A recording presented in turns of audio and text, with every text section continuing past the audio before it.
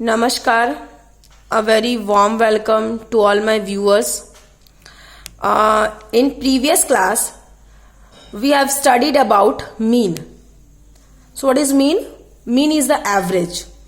In any data, mean is the average. ठीक है?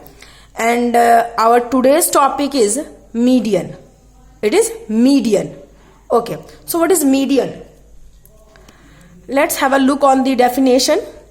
The median of a set of data is the value of that observation which lies exactly halfway along the set, but set must be arranged in ascending or descending order.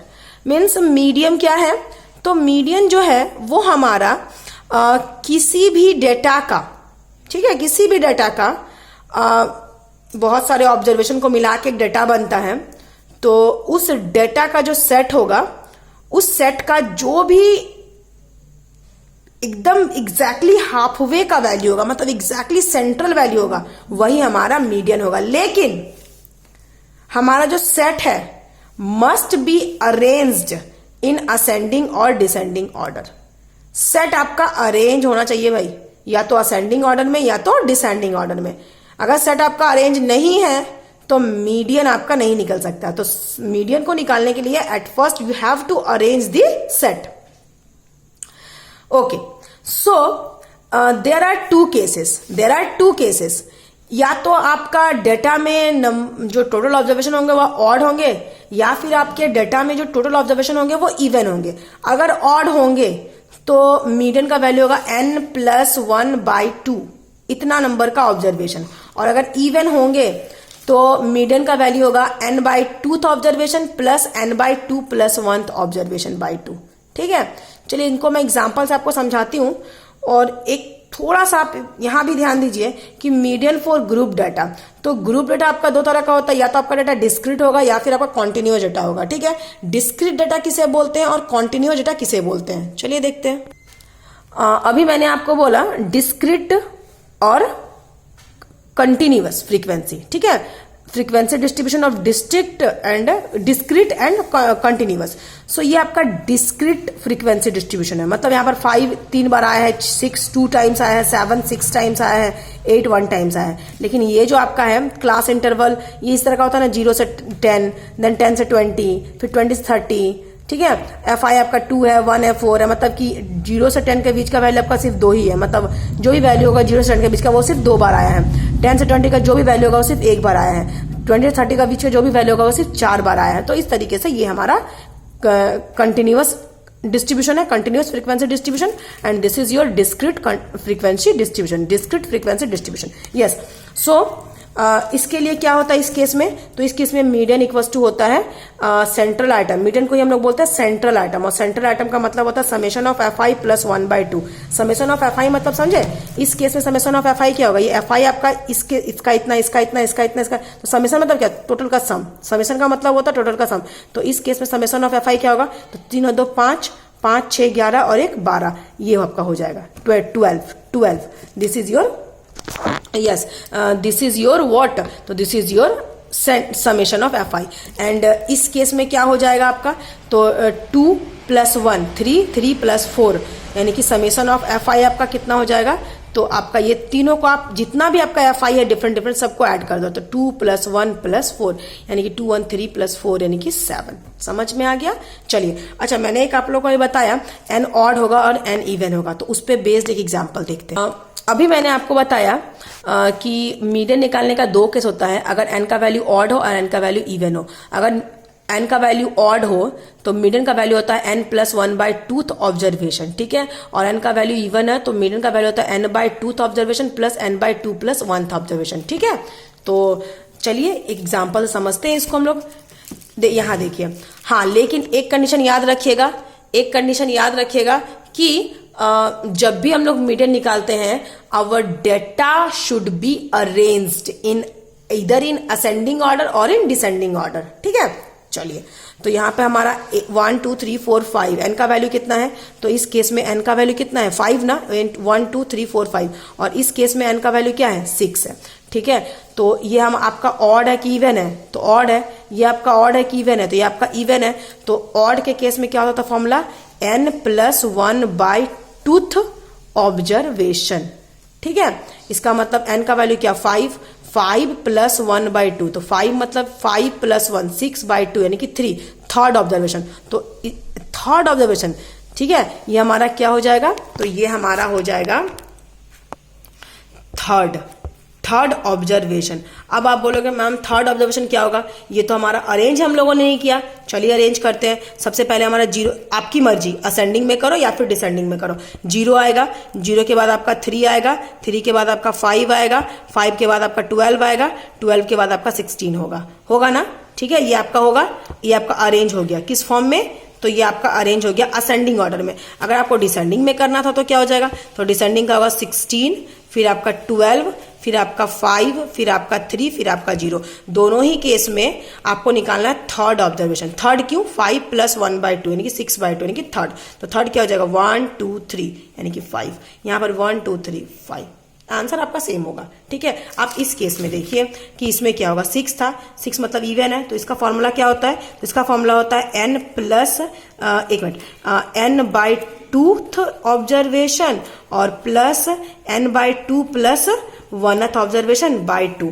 तो n/2 मतलब क्या, 6/2, 6/2 मतलब क्या, third observation, फिर plus n/2 मतलब 3, 3 + 1 यानी कि fourth observation by 2। तो थर्ड ऑब्जर्वेशन में क्या है, तो क्या ये आपका अरेंज है, जी नहीं, ये आपका अरेंज नहीं है। तो सबसे पहले हम इसको क्या करेंगे, अरेंज करेंगे। इसका अरेंज क्या हो जाएगा, सबसे पहले आपका 0 आएगा, 0 के बाद फिर आपका 1 आएगा, 1 के बाद आपका 3 आएगा, 3 के बाद आपका 12 आएगा, फिर आपका 15 आएगा और फिर आपका 16 होगा। तो ये आपका है अरेंज्ड फॉर्म असेंडिंग ऑर्डर में। आप चाहो तो डिसेंडिंग में भी कर सकते हो, आंसर सेम आ जाएगा। मैंने अभी लास्ट एग्जांपल में समझाया था आप लोगों को, ठीक है। तो ये क्या हो जाएगा, तो ये हमारा हो जाएगा third plus fourth, third 1 2 3, third आपका क्या है 3 और फोर्थ क्या है आपका, तो फोर्थ आपका है 12/2, ठीक है। आप देख पा रहे हो थर्ड 1 2 3, थर्ड आपका ये है और फोर्थ क्या आपका, तो फोर्थ आपका 12 है बाई 2। तो 12 + 3/2 यानी 15/2, तो 15/2 मतलब क्या हो जाएगा 7.5, ठीक है। तो आप फॉर्मूला नोट डाउन कर लीजिए। अच्छा, एक और मैं आपको फॉर्मूला बताऊंगी, लेकिन उसके पहले एक जो हम लोगों ने क्वेश्चन देखा है, median for group data we find cumulative frequency.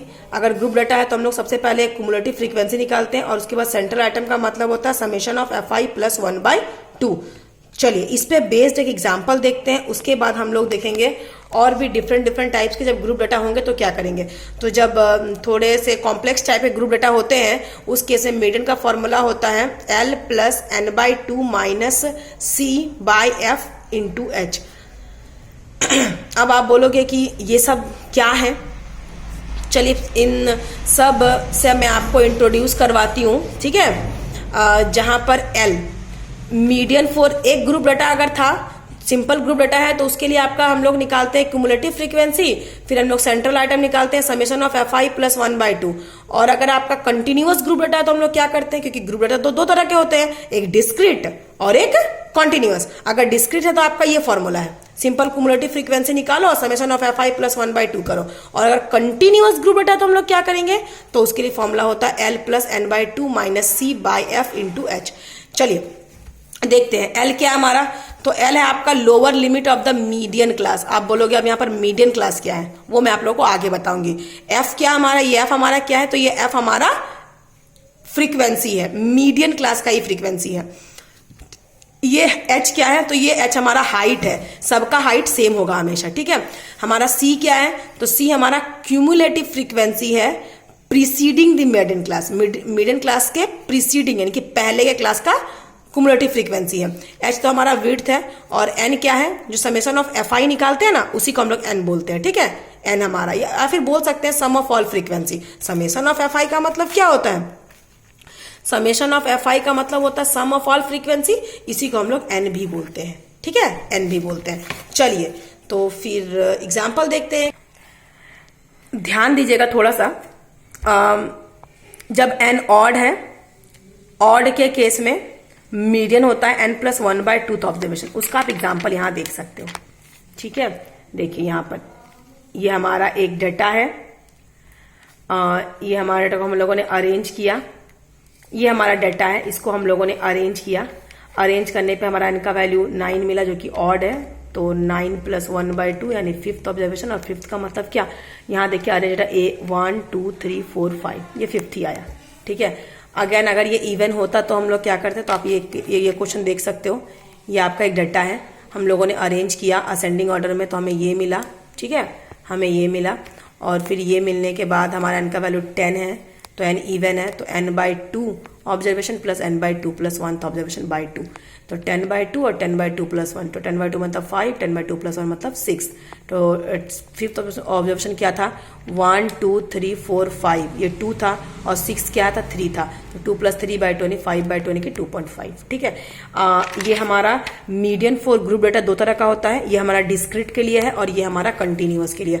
आज हम लोग डिस्क्रीट के लिए पढ़ेंगे और नेक्स्ट क्लास में हम लोग कंटिन्यूअस को अच्छे से पढ़ेंगे। ठीक है, तो एक एग्जाम्पल आप देख लीजिए, discrete median for group data. आप बोलोगे madam median for group data है तो आप ये भी देते हो फॉर्मूला, ये भी फॉर्मूला दे रहे हो। जी नहीं, आप ध्यान रखिएगा, ये हमारा डिस्क्रीट डाटा के लिए है और ये हमारा कंटिन्यूअस डाटा के लिए है। ठीक है, तो चलिए एग्जांपल मैं आपको दिखाती हूँ डिस्क्रीट डाटा का। आप फॉर्मूला देख लिया ना, समेशन ऑफ fi + 1/2। चलिए